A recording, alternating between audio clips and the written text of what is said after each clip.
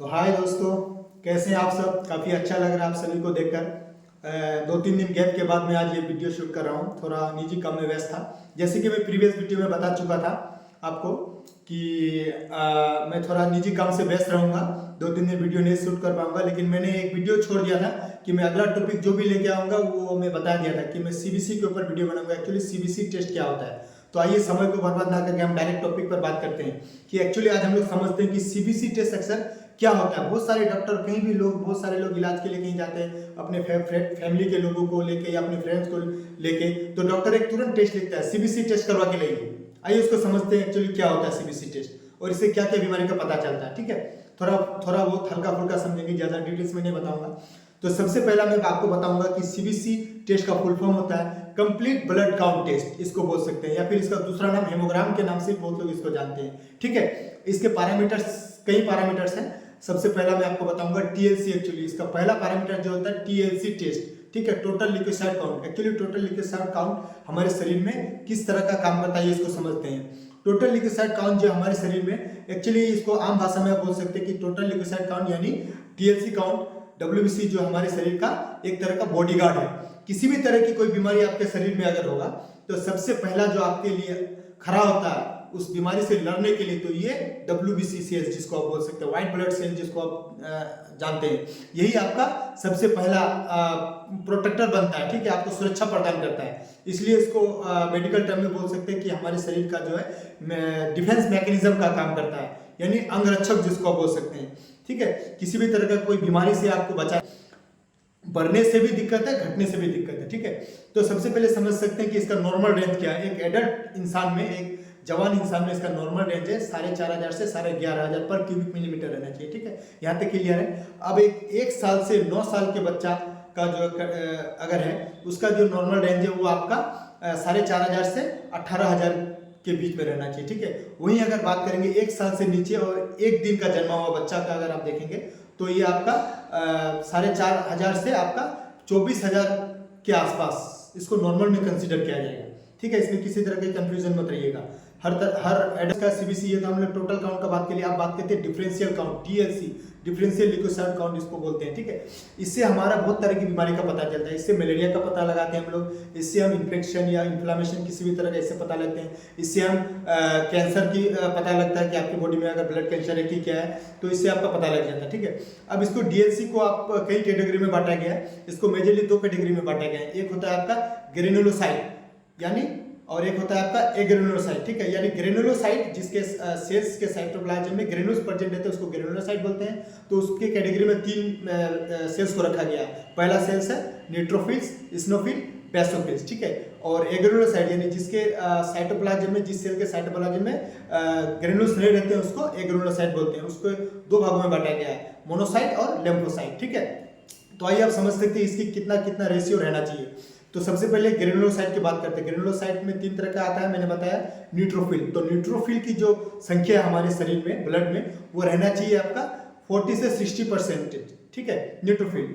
अब बात करेंगे इस्नोफिल। इस्नोफिल का 2 से 8% इस्नोफिल का रहना चाहिए। ठीक है, वही बात करेंगे आप बेसोफिल। बेसोफिल का 0 से 1%। ये रेयर केस में मिलता है। अगर किसी को ल्यूकेमिया, ब्लड कैंसर या किसी तरह की कोई खतरनाक बीमारी है तो ये आपका मिलता है बेसोफिल। नहीं तो ऐसे जनरली ये आपको माइक्रोस्कोप में दिखता नहीं है, बहुत कम दिखता है। ठीक है, अब बात करेंगे एग्रेनुलोसाइट को 2 भागों में बांटा गया। हमने बताया पहला भाग इसका क्या है आपका लिम्फोसाइट, इसको 2 भागों में बांटा गया है, large lymphocyte, small lymphocyte. Lymphocyte का रेशियो हमारे ब्लड में है जो इसका कितना परसेंटेज रहना चाहिए, ये आपका 20 से 40% रहना चाहिए लिम्फोसाइट। ठीक है, वहीं अगर मोनोसाइट की बात करेंगे ये 2 से 6% मोनोसाइट ये हमारे ब्लड में रहना चाहिए। ठीक है, यहाँ तक बात क्लियर हो गया।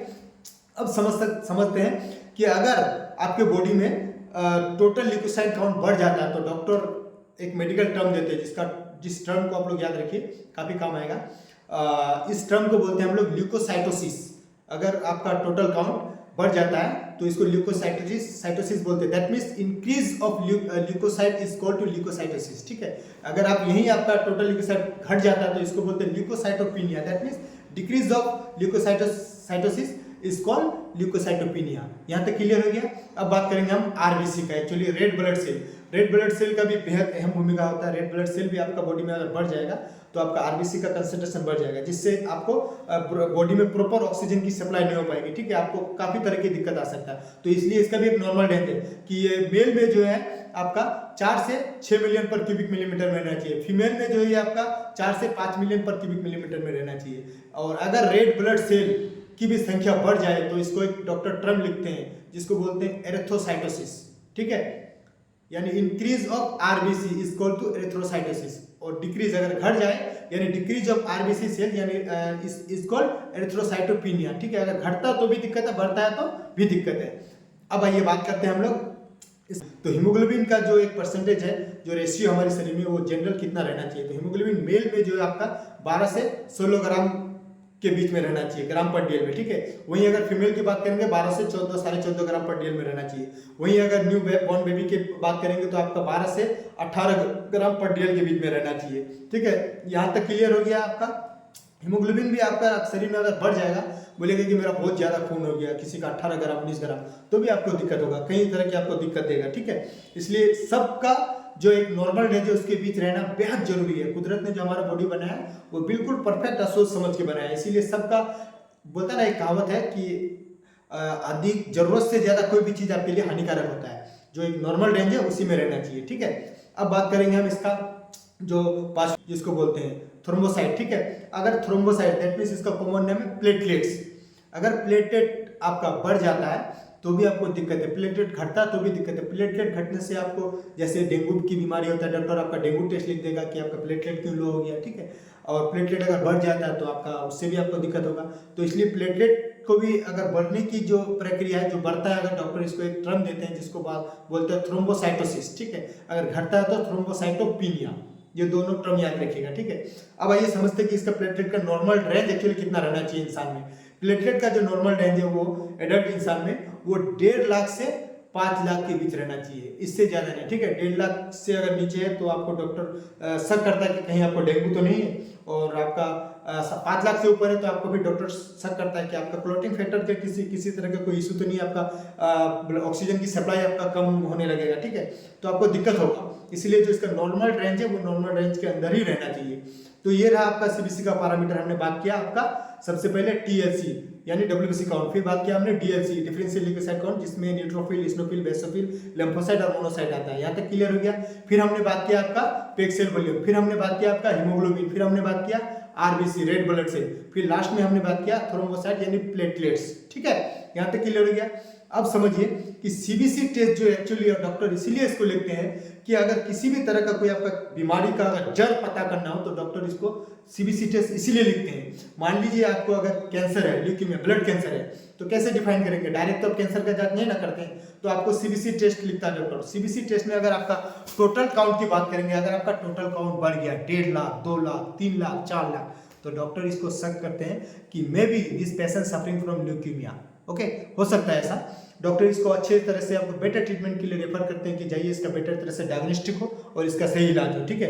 क्योंकि अगर टोटल काउंट ल्यूकोसाइट काउंट आपका जैसे नॉर्मल में हमने बताया 11,500, उससे भी थोड़ा अगर ऊपर गया 12,000, 14,000, 15,000, 20,000, 50,000 तक, तो डॉक्टर इसको नॉर्मल समझ के कंसिडर करते हैं और इसका ट्रीटमेंट करते हैं कि हो सकता है कहीं इन्फ्लेमेशन की वजह से हो, किसी तरह का कोई बॉडी में इन्फेक्शन की वजह से हो। लेकिन तो ये था आपका सीबीसी टेस्ट के बारे में। जो थोड़ा बहुत इंपॉर्टेंट जो पार्ट है वो मैंने आपको बताया कि इसका क्या क्या मेन पैरामीटर है। तो उम्मीद है कि अगर आप शुरू से लेकर आखिर तक वीडियो देखा आपने तो आप समझ गए होंगे एक्चुअली सीबीसी टेस्ट कितना जरूरी है हमारे लिए। अगर हम बीमारी में सफरिंग करते हैं, बीमारी से सफरिंग करते हैं, हमें किसी तरह की कोई हमारे अंदर बीमारी चल रहा है और डॉक्टर के यहाँ गए, डॉक्टर सीबीसी टेस्ट लिखा है, तो आप डायरेक्ट मना नहीं करेंगे कि नहीं हम टेस्ट नहीं कराएंगे। आप अगर वीडियो को समझेंगे तो आप जरूर बोलेंगे कि हाँ ये टेस्ट बहुत जरूरी है, ऐसा आपने कहीं वीडियो देखा था, ठीक है।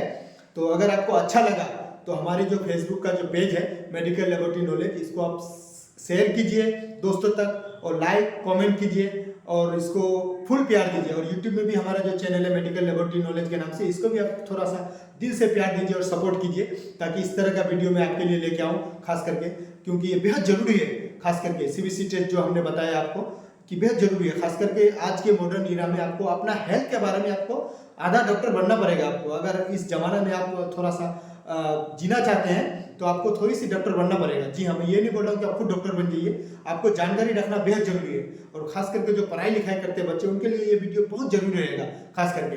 ठीक है, तो अगर आपको अच्छा लगा तो जरूर शेयर कीजिएगा और वीडियो को दूसरों तक पहुंचाइएगा। बस आज के लिए इतना ही था दोस्तों, आप दीजिए मुझे इजाजत, फिर नेक्स्ट वीडियो लेके आऊंगा उसके लिए। ठीक है, थैंक यू, धन्यवाद।